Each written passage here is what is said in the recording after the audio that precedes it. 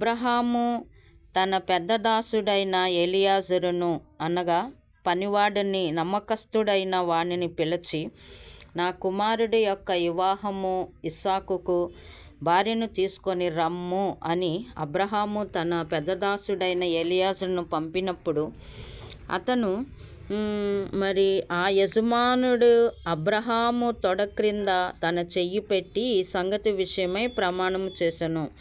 ప్రమాణము చేసి బయలుదేరిన తరువాత బయలుదేరక ముందు యజమానుడు ఒంటెలలో 10 ఒంటెలను, తన యజమానుని ఆస్తిలో శ్రేష్టమైన నానా విధములగు వస్తువులను తీసుకొని పోయెను.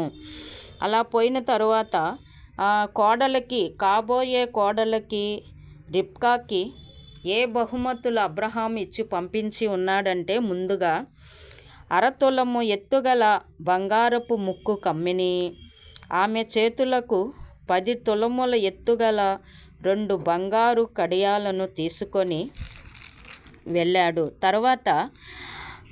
తర్వాత ఆ దాసుడు వెండి నగలను, బంగారు నగలను, వస్త్రములను తీసి రిబ్కాకు ఇచ్చెను.